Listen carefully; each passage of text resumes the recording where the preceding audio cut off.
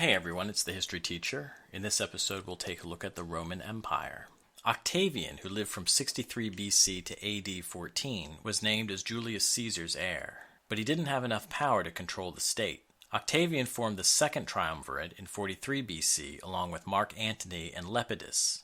Antony was one of Caesar's most trusted subordinates, and Lepidus was governor of the western provinces. The second triumvirate intended to run the republic and punish Caesar's assassins. Brutus's and Cassius's armies were defeated at Philippi in 42 BC. The triumvirs then divided the state, with Antony getting Egypt at the east, Lepidus getting Africa, and Octavian getting Rome and the western provinces. Lepidus soon lost his position, and Octavian went to war with Antony and Cleopatra, queen of Egypt. Octavian's army triumphed at Actium in western Greece in 31 BC, whereupon Antony and Cleopatra fled to Egypt. There they committed suicide in 30 BC.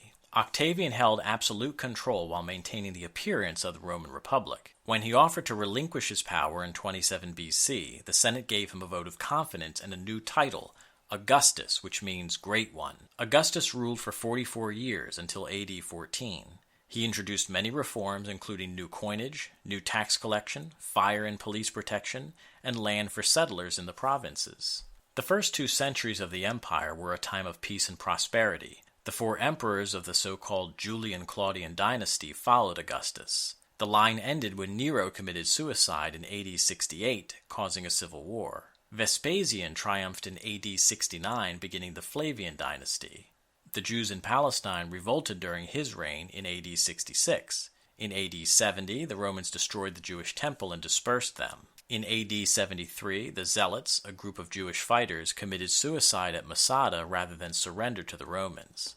The Flavian dynasty ended when Nerva murdered Domitian in AD 96. However, Nerva is considered the first of the so-called 5 good emperors. He introduced a public assistance program for the needy, for example. The 4 other, quote, good emperors were Trajan, Hadrian, Antoninus Pius, and Marcus Aurelius, whose reign ended in AD 180. The empire was at its largest under Trajan in AD 117. Between AD 14 and 180, the empire was prosperous.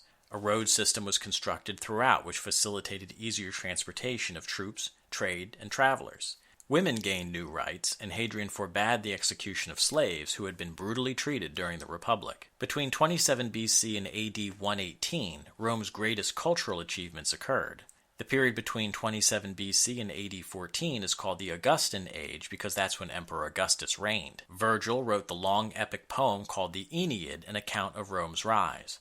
Horace wrote the lyric entitled Odes. Ovid published the Ars Amatoria, a guide to seduction, and the Metamorphoses about Greek mythology.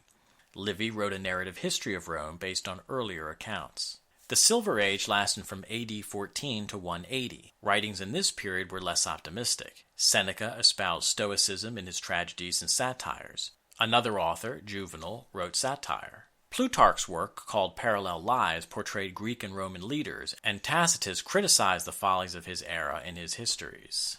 Stoicism was the dominant philosophy of this period.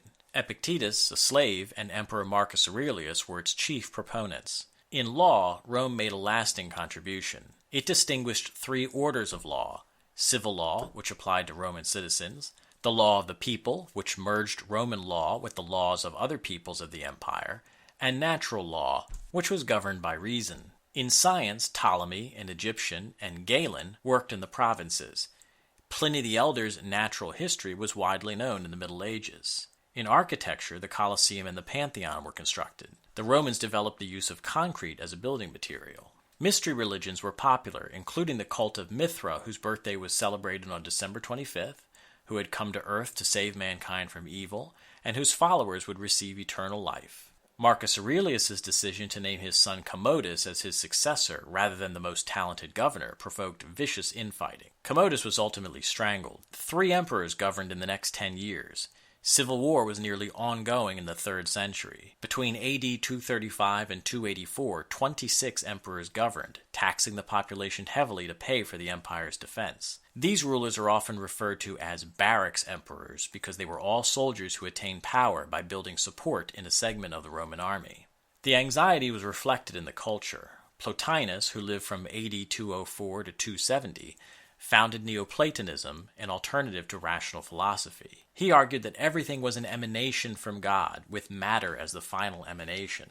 Each soul was a part of God, and he believed it was possible for an individual to achieve a mystical knowledge of God. Rome's frontiers were attacked constantly by tribal peoples who lived outside the northern frontiers of Rome, the so-called barbarians. The Sasanians, a Persian dynasty, attacked Mesopotamia, that is, modern Iraq, in AD 224 and took Emperor Valerian hostage in AD 259. He was reportedly forced to serve as a footstool to the Sasanian ruler. By the year 250, a Germanic people called the Goths had captured Rome's Balkan provinces. In the late 4th century, an Asiatic people called the Huns, under their ruler Attila, swept in from the Central Asian steppes, pushing the Visigoths and other Germanic tribes westward into Roman territory. In 378, the Visigoths defeated Roman Emperor Valens at the Battle of Adrianople. In AD 410, the Visigoths under Alaric sacked Rome. Emperors Diocletian and Constantine tried to halt Rome's decline. Diocletian divided the empire into 4 parts and moved the capital to Nicomedia in modern Turkey.